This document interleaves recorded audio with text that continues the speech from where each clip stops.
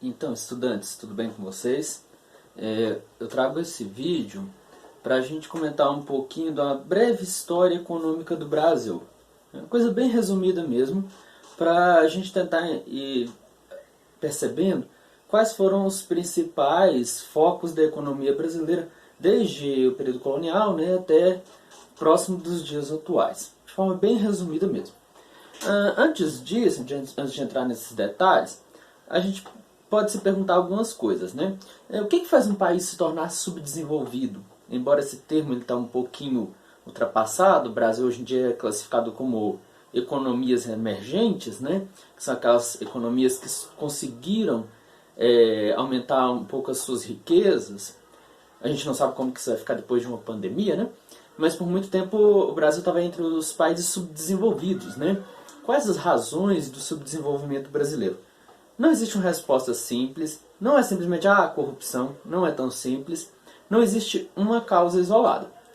E aí eu já vou falar o que não é a causa, né? Muita gente falaria o seguinte: o problema é que a gente foi colonizado por portugueses.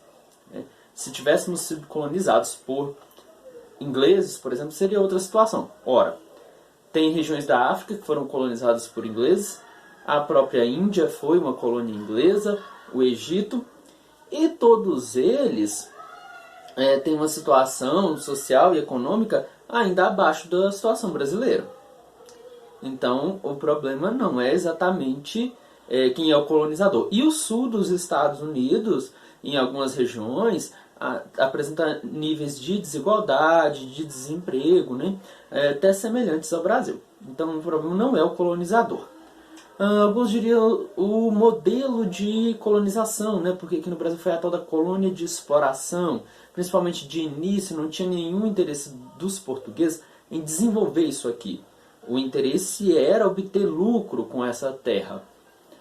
Também não é bem por aí, né? Porque dependendo da região do Brasil, principalmente no sul, tinha as colônias mais independentes de pequenas e médias propriedades que tinham interesse de desenvolver a região, embora elas demoraram um pouquinho para serem formadas, né? Essas colônias de povoamento no sul, ali na fronteira com Bolívia, aquela região ali do Cone Sul. Pois bem, a gente tem que pensar qual que tem sido a posição do Brasil na Divisão Internacional do Trabalho. Divisão Internacional do Trabalho é um termo lá mais usado na geografia, né? Mas que tem a ver com qual que é o papel de cada país no capitalismo global. Porque o capitalismo ele vai se tornando cada vez mais interligado, principalmente depois das grandes navegações.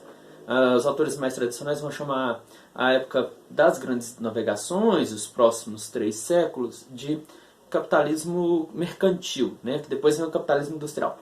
Mas aí a pergunta que fica é qual que era a função dada a cada região. E aí você tem que as Américas, por exemplo, exportavam basicamente matérias-primas e produtos primários. Tá? Produto primário é aquele produto que praticamente não é beneficiado, que geralmente são alimentos, ou o algodão, por exemplo. Aqui no Brasil era cana-de-açúcar, né? Então a América Latina, né, as Américas de modo geral, exportavam produtos primários e importavam da Europa, das suas metrópoles, os produtos manufaturados, né, que eram, por exemplo, calçados, móveis. Tanto que no Brasil, por quase 300 anos, foi proibido manufaturas. Não podia ter essas oficinas aqui, porque tinha que importar de Portugal, principalmente. Né? Quando vem a família real brasileira para o Brasil, a família real portuguesa para o Brasil, tem uma mudança, que é a abertura dos portos. Então, o Brasil teria mais liberdade de fazer negócio com outras regiões. Vai ser principalmente a Inglaterra. Muita vantagem para entrar produto inglês aqui no Brasil.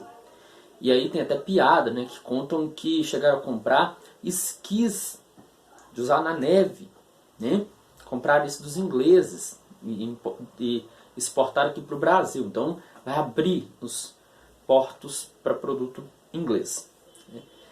E aí, depois dessa estadia da família real, as primeiras tentativas de industrialização. Né? Muda um pouquinho o produto, que aí no caso já vai ser o produto de exportação, o café, o principal produto de exportação, e as primeiras fábricas.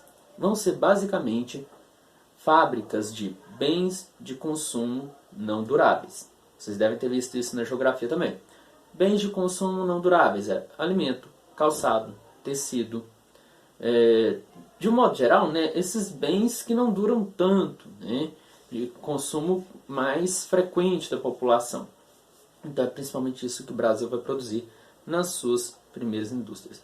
Então, na passagem do Império, né, lá do Dom Pedro I, Dom Pedro II, até a República, isso não muda quase nada, tá? O Brasil vai continuar exportando café, as suas primeiras indústrias, mas mais voltadas para essa coisa da alimentação, vestuário, tecido, móveis, né, pequenas ferramentas.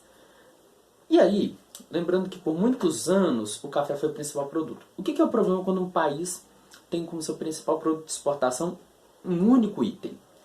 Se no mercado externo o preço desse produto cai, ou se a procura cai, isso vai afetar o país inteiro.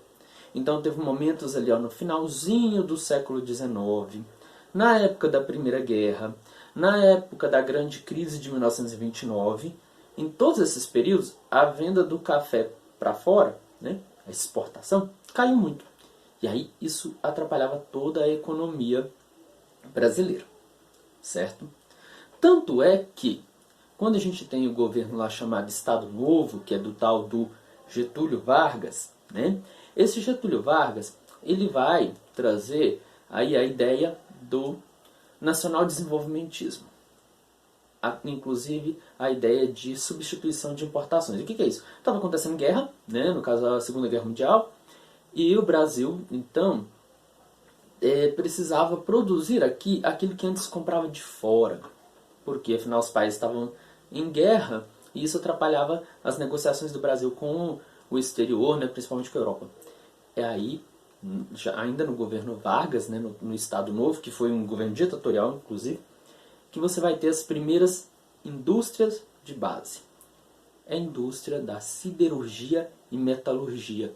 Produzir aço, produzir ligas metálicas e, a partir disso, produzir máquinas.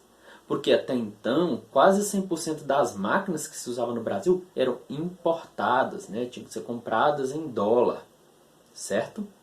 Então, com Vargas, a gente tem esse primeiro aí, esforço do nacional desenvolvimentismo.